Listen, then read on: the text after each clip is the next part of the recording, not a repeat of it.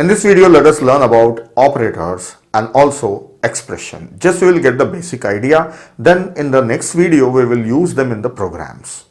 So let us understand what are operators. See, operators are predefined in C++ programming. They are useful for performing some operation, and there are symbols used for operators. And like in mathematics, plus is the symbol used for adding two numbers. Same way, here symbols are there and every symbol is having some operation associated with it. So let us look at some of the operators I have written here. See, first of all are arithmetic operators. Arithmetic operators are addition, subtraction, multiplication, division and mod. These are the operators I am going to discuss them right now. Then the other operators, that is relational operators, these are useful for comparing numbers, comparing values. So these operators are less than equal to, greater than equal to and not equal to. So these operators we'll learn afterwards. Now next is logical. Now I don't know whether you have the idea about this one or not, but I will cover it as a very new and fresh topic for you. So later on we will learn about this. This is and, or and not, logical operations. And this bitwise operations are also similar, but they have a big difference compared to these two. These are also and, or, not and XOR. So we will learn, we have a separate video on this one. Then increment decrement operator. These are more powerful and more commonly used operations in C++ programming. Next is assignment. We have used this one, right, for storing the value. And there are many other operations. So we will learn them as we go on covering the new topics. As our course moves on, we will learn about more operators. So right now in this video, we will learn about arithmetic operations and also we will learn how to form expressions. So let us get the idea about this one. Let us take the operation. See, addition, subtraction, multiplication. This is star. It is also called as asterisk, right? This is called as asterisk. Students call it as a star. This is asterisk. Addition, subtraction. This is used as multiplication, and then this is division, and this is percentile symbol, and this is mod. This we call it as mod in C++. Let us understand how they work. See, they are meant for performing operation on data. So first of all, you should have data. Where do you keep data in your program? In variables. So let me take some variables. I'm not writing a complete program, just I am showing you here. I have two variables, A, B, as well as I will take C. Now A is having value 10 and B is having value suppose 5.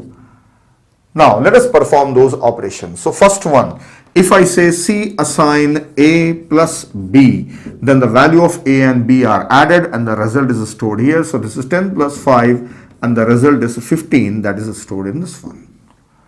This is how it works wherever you use it in your program. So we'll be using it afterwards. Now instead of this one, first one, if I use this C assign A minus B, then this is 10 minus 5 and the result of this one is 5, that is stored here. Then let us look at next, that is multiplication. Third one, if I write like this, C assign A multiplied by B, then this is 10 into 5. The result is 50, that is stored in this one. Now other two we have to see. These are important, right? That is a divide and mod. So let us look at this. So here I will show you first one, that is a divide. So as per this order, this is the fourth one. So if I say A divided by B and the result is in C. So what does it mean? Let us look at this. See, here A is divided by B. A value is how much? 10. And the B value is how much? 5. So this gets divided. This 5 will divide this 10 for 2 times. 5 2 is 10, right? And this is 0. So let us look at these things. Let us learn this. This is a dividend. This is a divisor.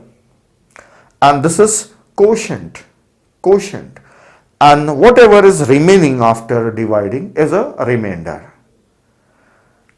Dividend, divisor. So this is important for us. This is quotient. This is remainder. This is quotient and this is remainder. So when I use divide, what I get? If I use divide, I get the result, that is quotient. So 10 divided by 5, quotient is 2. This is 2. If suppose this is not a 10, I will change it. Now instead of 10, if suppose this A is 13, then what? So let us see it by removing this one. I will show it here. See, here I have A is 13 and B is 5. These are integers. Then if I say C assign A divided by B, then what happens? A is 13, 13 divided by 5, and this gets divided by 2 times, and the result is 10, and this is remainder. So what is quotient? Quotient is 2 and the remainder is 3, right? So this gives what? Quotient. Division gives quotient. So what will be the result? 13 divided by 5 is 2.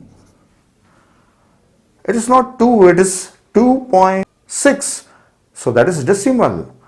It is floating point. But what is the data type we have taken? We have taken integer. So it will be integer result only. So this is the one important thing that you should know.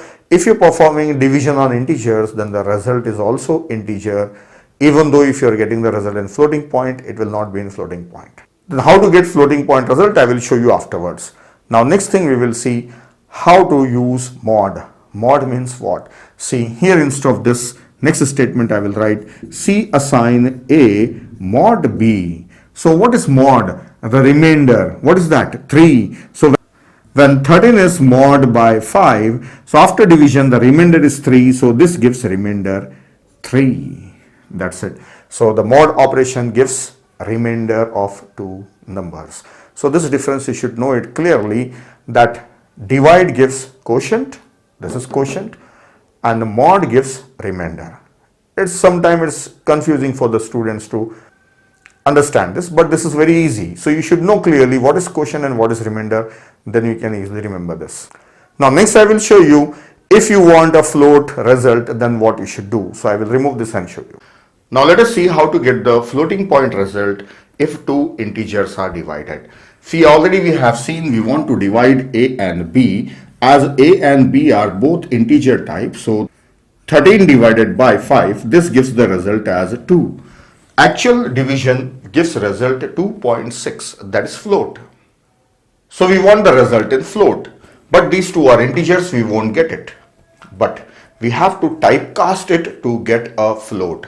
So what is typecasting? So we can change the data type of this result. This is 2. If you write that we want it to be a float, so the actual result what we get, that is 2.6, that 2.6 will be given to us, and the variable to take this should be float type. So I have taken C, that is float type here. Now this integer division gives floating point result. So this is called as typecasting. Typecasting means changing the data type. Here the result will be integer, but we are converting into float at the time of division only, right? At that time only, right? Because the result we are getting, it is 2.6, and imagine it is truncated and it is giving us 2. But we said that no, we want 2.6 only. So write typecasting here, you get the actual result, that is 2.6. So this is typecasting. So this is how we can get the float result from integer division. Now next, here I have one more example. I have 3 variables, all are float only. Now if I want to divide A by B, then the result will be floating point result only. It will be a floating point result, and the result I will take it in variable C. So I don't have to worry about typecasting anything, because A and B are of type float, so the result will be float. So from this we can understand that if we have integers and we perform any arithmetic operation on integer, we get the result in integer. If it is a float, then we get the result in float. Similarly, if you have any other data type, you will get the same data type, result as same data type. Now next I will show one more thing. We have seen the mod operator, which gives the remainder when the two numbers are divided. So in this case, A mod B, when A is divided by B, the remainder will be 3. So this gives the remainder, that is 3, right? So this mod operation can be performed over integers. Can I do A mod B here and store the result in some variable? No, we cannot perform mod operation on float number, right? This you must know. Then I have one more data type here, that is character type. Suppose I want to perform A mod B and store the result in C. Is it allowed on characters? Yes, it is allowed. So mod is allowed only on integers and characters. Here you may get confused that how come I am storing numbers in character.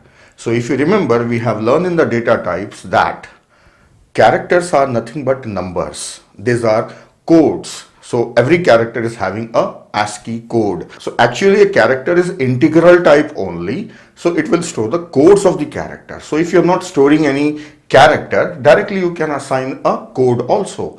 Or else if I write A here, then this is nothing but 65. It's a numeric value 65. So when you perform mod operation is performed on their numeric values, that is integral values. So that's all. Mod operation is allowed on these two. So in this video we have learned about the operators, right? I have explained you the working of the operators. Now in the next video I will show you how to write expression and what does it mean by precedence. Then after that we will write some programs using operators.